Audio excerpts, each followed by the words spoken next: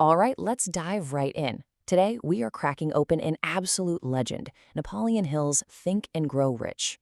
Now, this book came out way back in 1937, but trust me, it's not just about getting rich. It's a whole philosophy of success that's influenced millions of people, and it all kicks off with one single powerful question. I mean, that's the big one, right?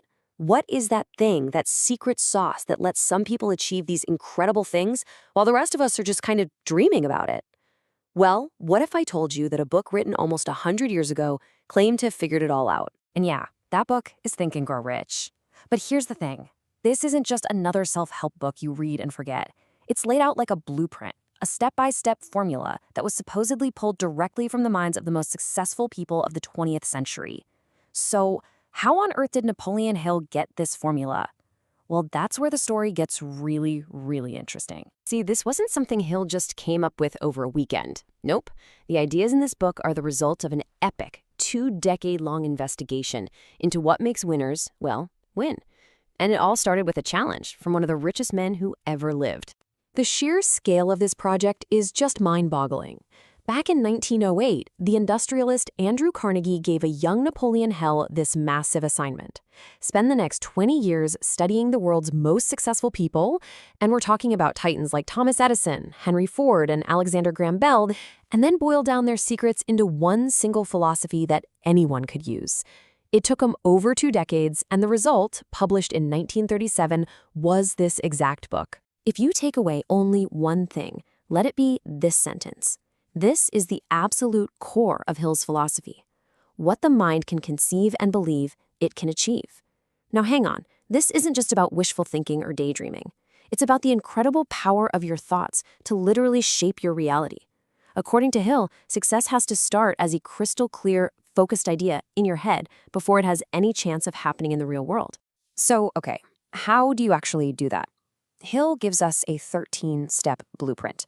Now, we're not going to go through all 13 today, but what we are going to do is distill them down to the most critical, most actionable concepts that are just as powerful now as they were back then. Okay, so you can think of it as a 3-part journey. First, it all begins with desire, and Hill is super clear about this. This is not some casual wish. He calls it a burning, all-consuming obsession with your goal.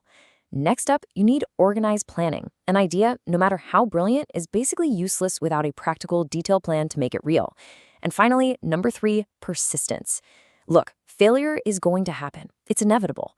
Persistence is what separates the people who make it from those who don't.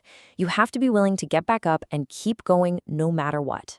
Now, this is one of Hill's most famous ideas, the mastermind. His whole argument was that no one person is smart enough, experienced enough, or connected enough to achieve huge success all by themselves. But when you surround yourself with a group of smart, supportive people all working in harmony, you create this kind of collective brain, a third mind, that's way more powerful than your own. You can think of it as your own personal board of directors. But Hill also knew it wasn't just about what you do. It's also about what's holding you back. He identified these 6 basic fears as the biggest roadblocks that just paralyze people. The fear of poverty, of what others will think, of getting sick. He didn't see these as just little worries. He saw them as negative states of mind that literally prevent you from thinking clearly and making good decisions. For Hill, beating these inner demons wasn't just a nice to have, it was absolutely essential for success. Okay, so let's get real for a second. The book was written almost 100 years ago. Does it actually hold up today? Or is it just a bunch of, well, old-fashioned ideas?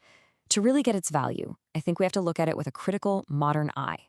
So on one side, its strengths are pretty undeniable. The principles are universal. You can apply them to any goal, not just making money. It's actually practical. It gives you exercises to do, like writing down your goals. And it really does force a powerful shift in your mindset. But the criticisms are also totally fair. The language is dated for sure. It can feel a bit repetitive. Some people argue it leans a little too heavily on just believing without hammering home the insane amount of hard work required. And the principles can sometimes feel a little broad, without those modern step-by-step examples we're used to. So after weighing all that, how do you actually use this stuff? Enough theory, right? Let's make it practical. What are the key things you can start doing, like, today? Here are 4 simple but incredibly powerful steps straight from the book's playbook. First, figure out your number 1 goal, write it down, and read it out loud every single day. Seriously. Second, start building your mastermind group. Find those people who support you and push you. Third, and this is a big one, stop waiting for the perfect time. Just start now with whatever you've got.